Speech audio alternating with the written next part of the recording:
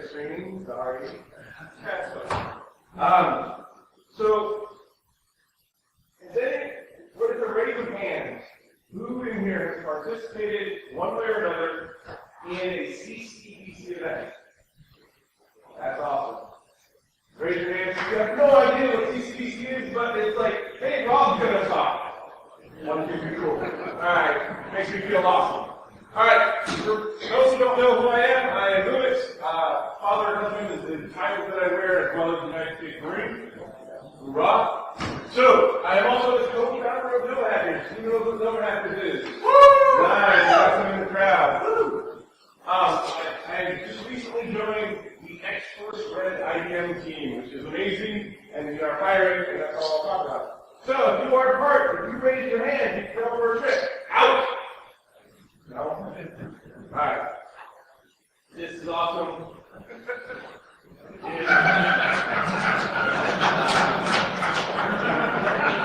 That's all this guy smoke. That's going over there. Feel free to leave it up to a second. Alright. So, what are you actually going to talk about? Writing hour for CCBC. That doesn't make any sense.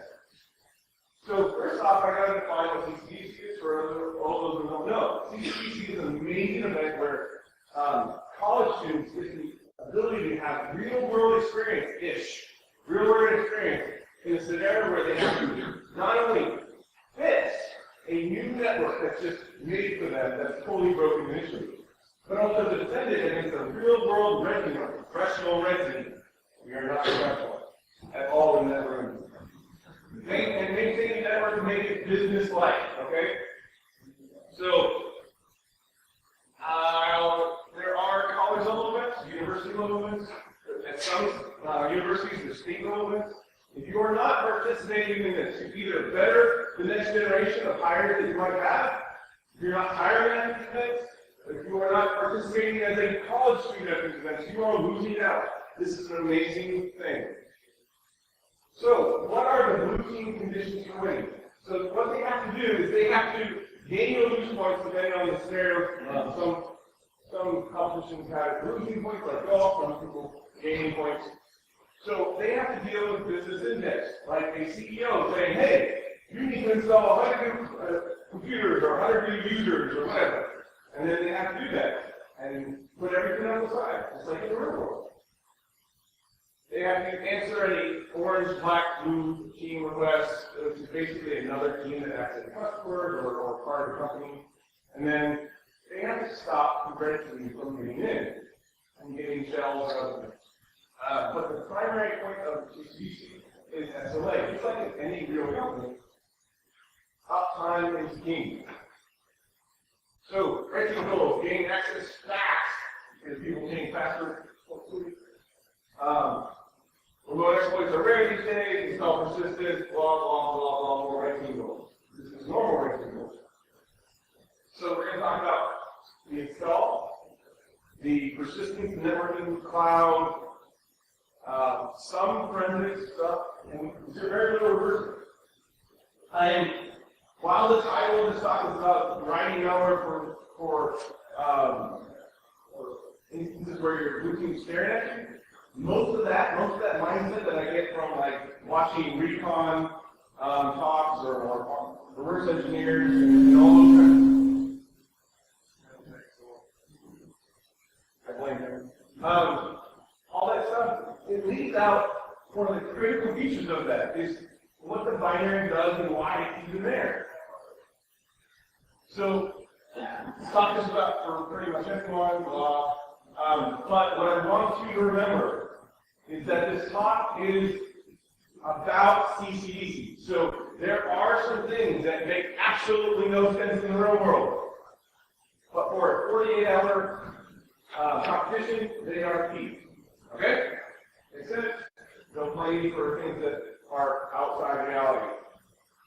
Alright, so install.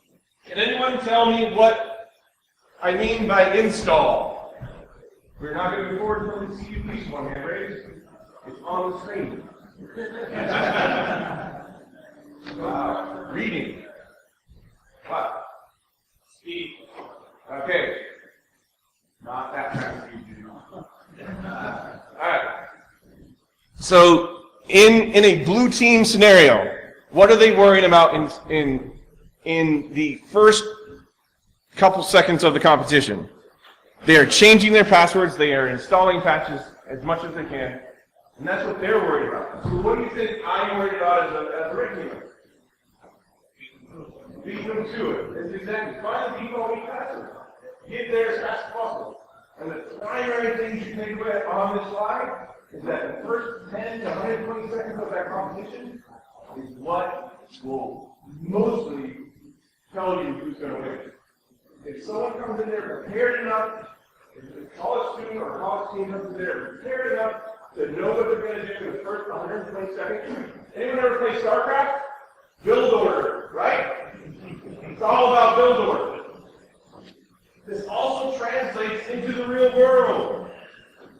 Everyone does these DevOps things. Why does that work so well in security? Because they have it build orders all the way set, and it just goes. And like same way the Chrome, sucks this attack because it just changes so often. Stagnant stuff makes it easy for red teamers to get around. And really, what it boils down to in the red teamer's mindset is, hey, when you screw up one thing, it just doesn't work. All right, so what's not important to install portions? AD hidden whitelisting. Why would that be? How long does it take to install AD? Freaking forever. Anyone trying to install SEP in less than a day? All right. So, it needs to be throwaway. So, what do I mean by throwaway? Well, So, throwaway basically means that because I'm throwing this over the network so fast in so many systems, if I try and do any funny stuff with it, any complex things with it, it slows down. So, speed, size, ease of deploy. Alright, so again, disclaimer, CCC in mind. Empire. Many of these tools are not designed for CCC.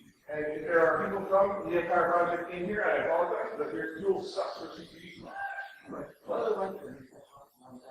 You guys all think this guy's cool, right? I'm not sure.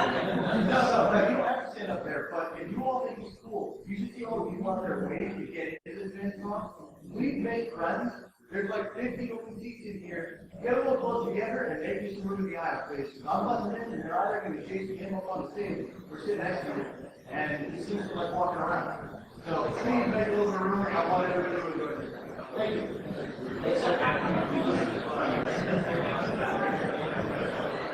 So, there are multiple paths for Empire. I got a lot to talk about and I don't have time to do it. So, multiple paths for file stuff.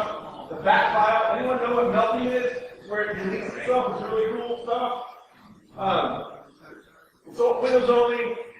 There's really no way inside Empire to say, go install this on this remote box unless you have a shell already. Which sucks for CCD because I need to operate fast. So some teams are really quick to block or delete PowerShell. Obviously not a real world thing, but it really sucks as an attacker where PowerShell just goes, whoop, gone. With 3 homes sitting right there. Yeah, they do that. They don't like your stuff either. And persistence methods are really too slow because it's usually like a day or a reboot or something like that. And if a blue team is rebooting the box, it's to revert it. It's rarely to actually just reboot it to install patches. Metasplit. Metasplit's awesome. Obviously, I'm going to say that because I'm part of the Metasplit core group, or not core group, development offsite team, whatever they're calling it these days. I'm not part of Round 7. So, awesome deployment options. It has tons of different ways to throw things in. The thing I like best about it is it has a really awesome ability to spread things and throw things across the network really fast. So this is my go-to for installing all of my stuff on the network because it has all of these protocols built into it.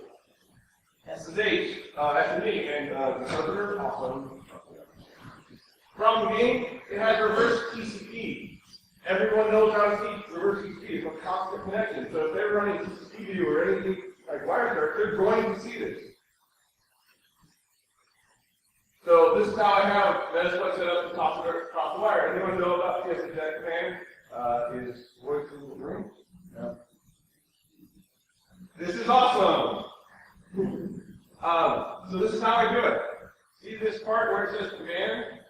You guys knew that you can run things.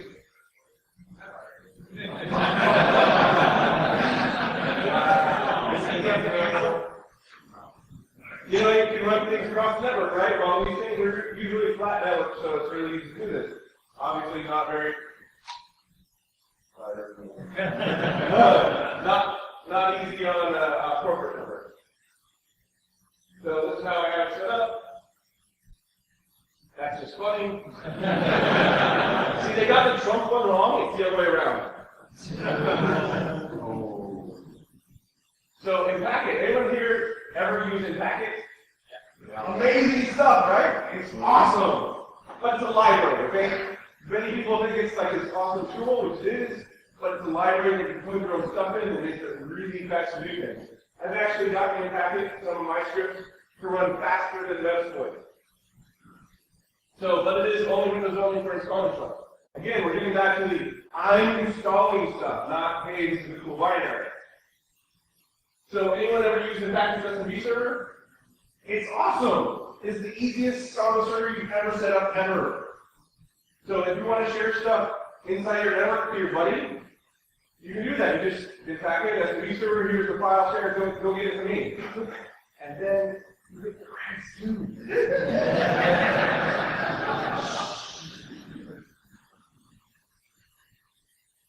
Anyone ever use it in Windows? No? Wow. Okay. So it has also built-in options for dumping. However, on the install piece, like, it sucks. It really sucks because you have to build a binary to do anything. So you have to do the deployment stuff yourself, not easy to automate, and it's still growing. It's a pretty new tool, and the scheme of things, it does cost a lot of money. So what it boils down to is back files and bash files. Yes, this is like old super hacking stuff. The blue teamers always come up to us like, hey, what is that? Like, how did you get on our boxes so fast? Like, what is that Uber leak, tool that you use? Back files. So, like, it's just faster, like, and it's throwaway, and it's awesome. So, like, have you ever seen a reverse engineer get a back file and you're like, I loaded an item and I don't know what it does. Happened. Awesome. Yes, no, like, I was staring at him dumbly. I was like, it even says .eat. Alright. So, build your own. I have built a bunch of these scripts that I use for CCDC stuff, and guess what? I'm releasing them. Cool stuff?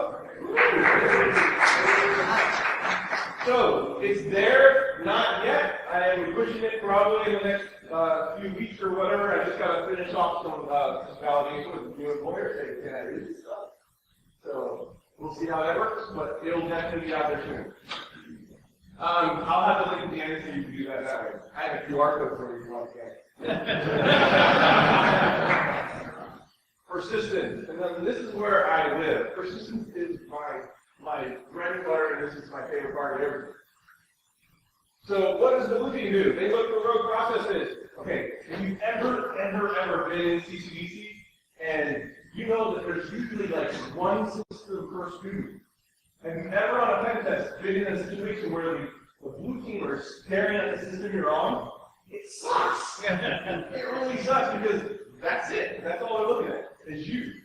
Like being on a block when you're naked and like there's like someone staring at you. You know, that's awkward. So look. So what are my priorities? My priorities are twofold. One, it's as minimal amount of connections as possible. Like, because they're staring at that box, guess what they're looking for? Is what we all train them for. Look for C2. Like, look in Watergate, look at all that stuff. Anyone read that part? So my love is installing persistence that installs persistence. So what's fun is watching blue gamers delete one of your persistence mechanisms and it just reappears. It's amazing. Because then they go and delete it again and it reappears and delete it again and reappears. Awesome. and then they try and figure out what's doing that. And then they find out that this other thing's doing it, so they delete that. And that reappears, and the other one comes back. Awesome. You're up. Yeah.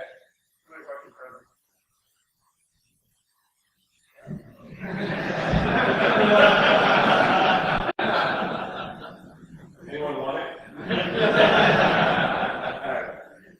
So make a box and install all of the persistent methods found. So this, take a screenshot of this.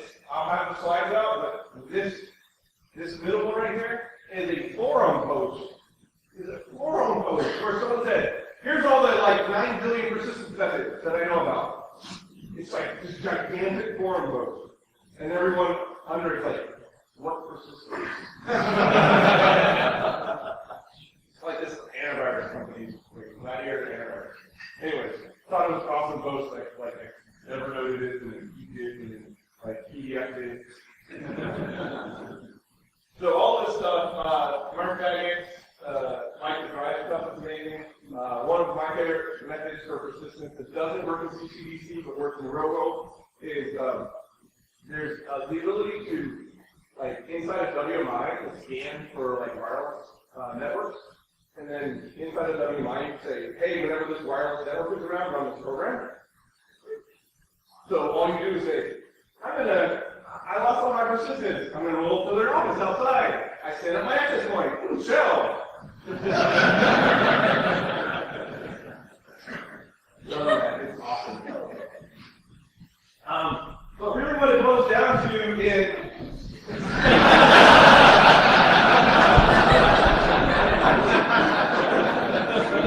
Election.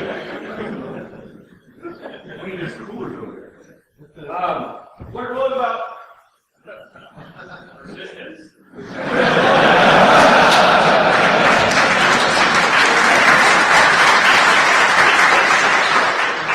Anyone know who Mark Rosanovich is? I hate him. Because he keeps on adding persistent methods to this thing.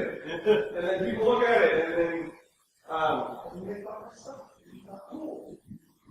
So, one of the awesome things is that I've started doing is finding inside of outrun anything that says file not found. That means like something didn't uninstall correctly or didn't remove itself correctly, which never happens on Windows, right? So I install my persistence in one of those, it's already there. So now outrun just sees that it's already there. Outrun's PowerShell. Anyone use this thing yet? It's amazing. You talked about it? Yeah, one person! Yay! No. So the cool thing about this is that package we use it too. And it's like command line. So I can find all the outruns without running the command. Alright. You good thing? I'm basically rattling off other people's tools. So Egypt made this awesome blog post, or not blog post, like message board post. Anyone who's still use message boards? About how to get around AV in like 5 steps. So inside of that way that you just connect, go get a 4-byte buffer, write buffer, then you basically have a CD or a binary that says interpreter that or CD. Like nothing uses and Rackamud took that and made it into a project, and you just do that project and you have a interpreter session without having to worry about any awesome. Windows persistence. So if I had 445 access, this actually happens quite a bit inside. Oh yeah. So college students do the password change all the time, but they see a firewall and go, what's that? Everyone ever been on an educational network, like a college network? You understand what I mean? So 445 access all day, but make sure PC sync, look those things up, skeleton keys, really cool, SSP installation, 33.9, blah, blah, blah, blah, blah. This is where we're going to spend a little bit of time. So I like to make a box so insecure I can get back onto it anytime I want. So what I do is say, hey, all those security settings in GTO, undo all of those. They're bad. So when they snapshot it and revert it, they just think they misconfigured it. It's awesome. Allow null sessions, reset or clear the firewall rules. The only bad thing about reset or clearing the firewall rules and like adding your own one to try and stay inside of it is that a lot of blue teamers just delete all firewall rules for some reason. And then you're the only one left because you're persistent to keep adding it. I can enable any. Turbo, oh, this is one of my favorites. So in CCDC, it's a 2-day event. If you set the minimum password age 365 days, that's what they cannot do. Change the password. And then they're like, why can't I change this password? It doesn't meet complexity and rules. And they're like, okay, try to figure that out. So they look into like the user and say, the user cannot change password and it's not checked, and they still can't figure it out. Anyone know what sysvol is? If you add that to the path of a computer, guess what happens? DLLs get loaded from sysvol. We get replicated, which is from anyone, which is awesome. I tell that server on my ports, store passwords in reversible encryption. I have no idea why this is a valid setting for Windows.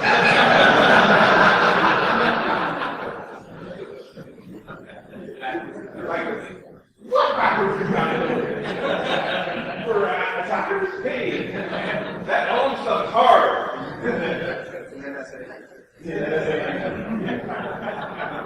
Any moment RM, HTTP, yes, awesome stuff. Automatically encrypted, guess what? Routine minutes, you can't see inside of it.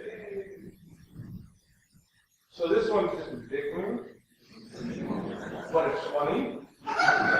So give guest domain users and users free write access to everything in CDOT. Guess what? I can now access anything on the system. Awesome. Except for Windows, they had some stuff. Yes, exec is yes. Now we're going to stop here for a second. Anyone know how you can do that? Little trick that I came up with. So PS exec is a tool that for SMB where you go, hey, I'm going to create a service. I'm going to tell you to run this binary and start the service, stop the service, delete the service, all that stuff. Yeah, makes kind of sense. This is before PowerShell.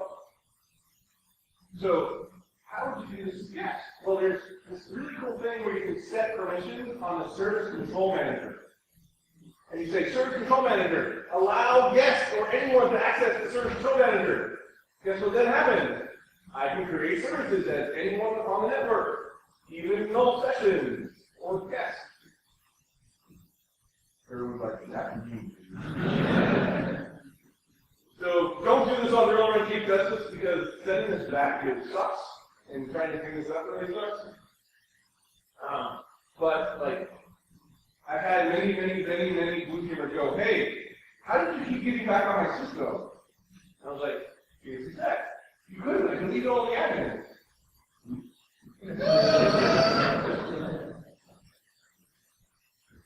So all of this stuff, all the scripts to do that, it's the same thing, exact same repo. So all of the scripts to do that, and even the PS executive, yes, I'm releasing on there as well. Yeah, it's the same repo, guys. Alright, I'm going to go and talk about that. It's pretty cool. Network. What does the blue team do? TCP, Wireshark, that's that. Multiple channels for me. So, as Brackenbush really commonly talks about, you have a low and slow thing that goes really slowly. So a 48-hour competition, what do you think slow is? Once an hour, not once a day. So, fast rotating communications to keep up the backbone. One of my favorite binaries that I've created for this repo is it takes a bunch of T2 methods, throws it in the same binary, and just does all the T2 methods in rotation to random IPs. And then they start tracing that down, and it's awesome. So my job as a red teamer is to waste your time so the stuff that I want to do, I can do.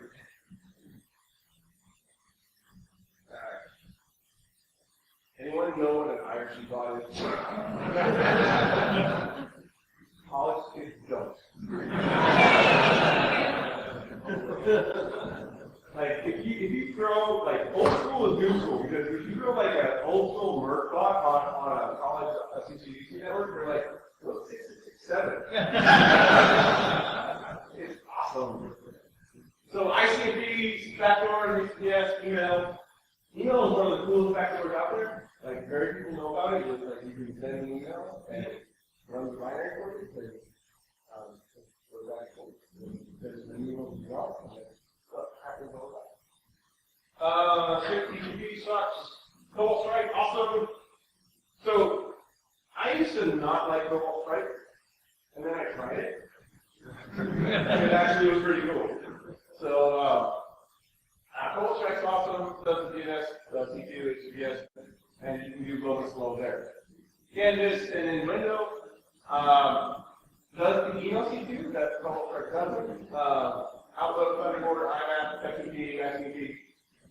Watching a blue teamer and looking at TCP traffic as C2 is funny. Just saying, like, they don't understand that either. Costs a lot of money, not using the automate, very few networks deployed on. And this is where I get to talk about fun, because, so I use this quite a bit, and then some malware dropped it, and there was this big blog post about it, I'm like, oh. So MailSwap, MailSwap's awesome. It's really old school. Like, back in the NT days, I think. And it still happens all the time.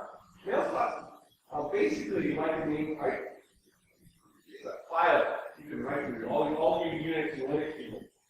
Basically a network file. It says, hey, I'm going to write to this file. Then the Windows system says, okay, that file is now broadcast over UDP to wherever you send it. So you can send it specifically to the same computer, on the same computer, so you can use CPU stuff. You can send it to the entire domain, which is awesome. So it'll broadcast to the entire domain. You can also send it to anyone in the domain on a specific setting, so that's the one I use quite a bit. But the coolest thing about this is that it's UDP command and control that's not DNS. So it's outside of what most blue teamers are looking for. And fire and forget. The only restriction is 424 bytes, you can throw it, but UDP is fast, so you can like, just scan out some data really fast. And you can also do it to domains that aren't in your domain. So you can send it to the internet. If UDP 137 is not out, which on normal corporate networks is hopefully not. Alright, internet stop being. Oh, come on, that's funny. So, because of the time problem is there, I think it's because of the time problem, most blue teamers do not do any forensics. They don't type the time, don't look at firing, they don't do all stuff. It's a waste of time. They can just upload it to my solo with internet connectivity there or whatever. And what I want to say about that is that me as a pen tester and a red teamer, blue teamers, stop uploading my stuff. It takes a lot of time to develop. Like, upload bad guy stuff. I'm just a simulated bad guy. It hurts. So, AdSense, my priorities are AdSense, box protection, not really, protect without being, but I don't care. Make so so I don't care if you upload it. Article, blah, blah, blah. And this is where we talk about Ebola. No, it's not CDC, it's not CDC, that's good. So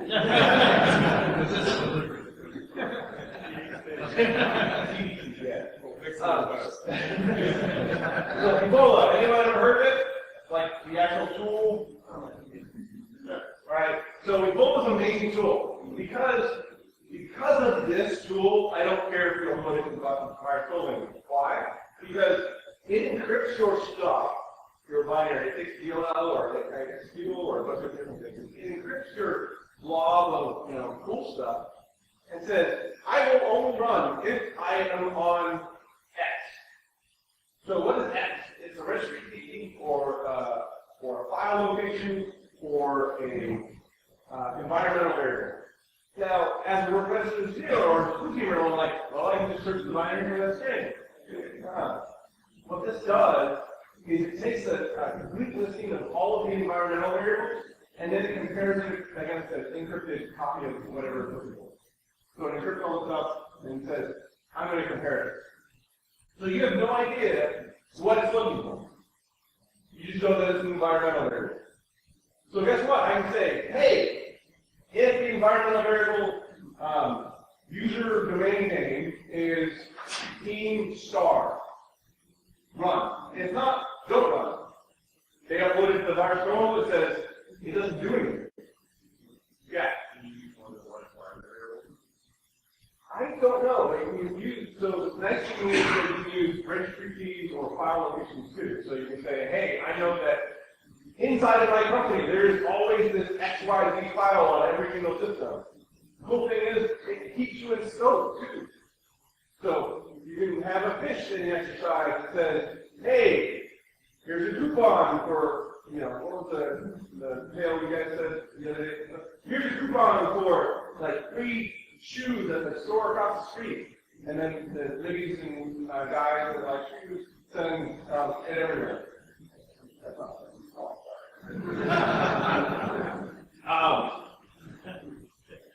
moving on.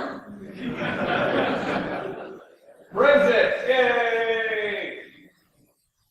Barely ever done. And that's why there's like one line on it. Forensics are barely ever done. So one of my priorities here is to find something that will stay around. Don't put anything in System 32 or Windows because they look for that. And add noise. Anyone who's starting to feel like it's a common theme here? Make more noise because on the CCEC network, it's just viewing them. So they know what it's you, because it's not them.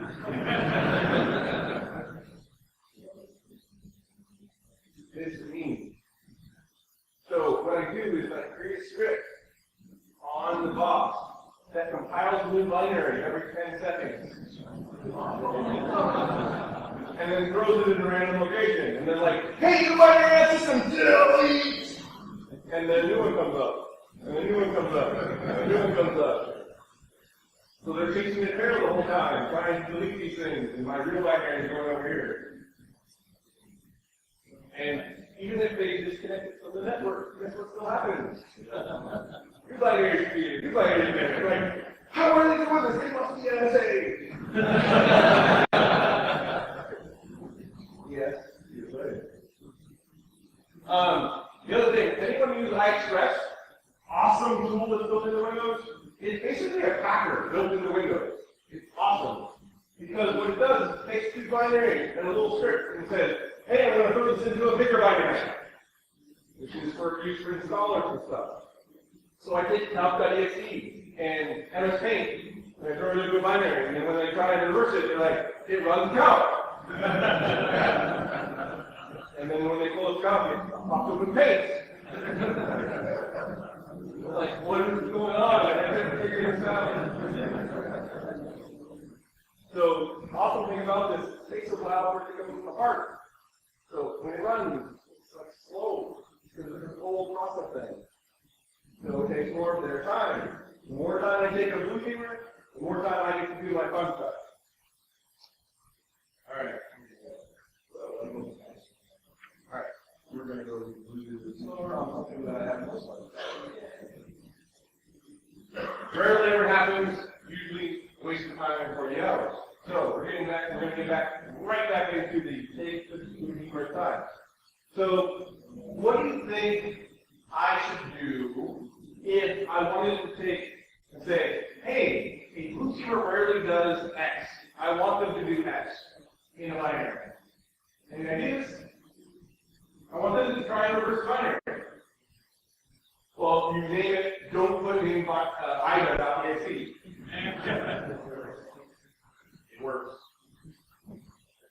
The other thing is, I take a legit binary that has symbols. And they go, ooh, it has symbols. Let me throw this item. Or, ooh, it has symbols. Let me throw this into the debugger. I add debug strings that say, starting process, doing this, doing that. And I make that binary have so deleted it, that my actual shellcode is way over here. And it can run through things. So the cool thing about this is that it works a bypass stop. Because if you take a binary that has a bunch of symbols and debug strings, and you put your shellcode in it, and it takes a while to run through that, maybe kind of gives up on it. Awesome. Hiding noise. The other thing that I do is, so I wrote a model inside of Metasploit for SMB upload, and it's a scanner module, and you can repeat it. So like, I upload tons of binaries to the system all the time. And results. So what did I do? So I combined all this stuff, and I used this as a way, and I use CCDC not as a real-world test of my skills, or I need to beat down college students for some reason. I'm a college student too, and so Western Governors University is where I go, and they have a CCDC team, and I went, hey, can I join? And they say, sure.